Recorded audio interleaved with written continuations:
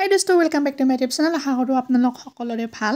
তো বহুত দিনৰ মূৰত আজি ভিডিঅ' যিহেতু মানে কি নিউজ এটা দুটা কৰি কিবা কিবি আহি থাকে সকলোৱে মই ভাবোঁ আৰু বহুত এটা ইম্পৰ্টেণ্ট নহয় সেইকাৰণে মই ভিডিঅ' বনোৱা নাছিলোঁ।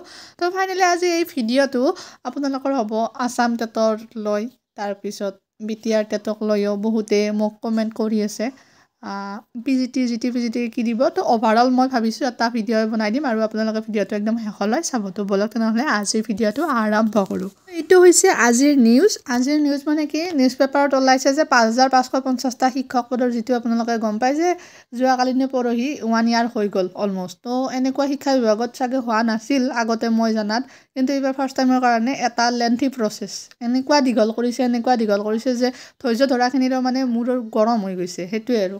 কিন্তু কথাটো হৈছে এই 5500 পষ্টৰ কি কৰিব গভমেণ্টে, কিবা গভমেণ্টৰ হাতত সেই আছে নে মেক লগি এনেকৈ থাকিব সেইটো গভমেণ্টে জানিব। কিন্তু বৰ্তমানলৈ না ডিইৰ পৰা কিবা আহিছে নটিফিকেশ্যন নে কি একো মানে সেয়ে নাই আৰু আমায়ো সিদিনা লাইভত আহিছে, কিন্তু লাইভতো আপোনালোকৰ মানে কি শিক্ষকৰ যিখিনি নেকি LP UPক লৈ একো হেৰি কৰা নাছিলে।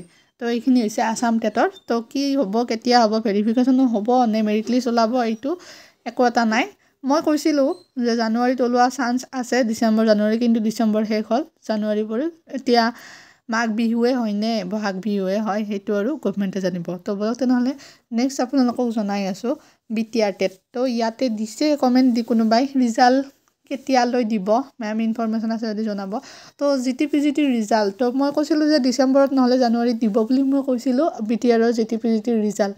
কিন্তু কথাটো হ'ল মই আৰু মানে গম পালোঁ আৰু এইটো এটা BTRৰ ৰিজাল্ট কেতিয়া দিব এনেকৈ বহুতে সুধিছে, কিন্তু মই মানে এইটো গম পাইছোঁ যে আপোনালোকৰ ইলেকশ্যনে কিজানি এপ্ৰিলত নহ'ব চাগে BTRৰ।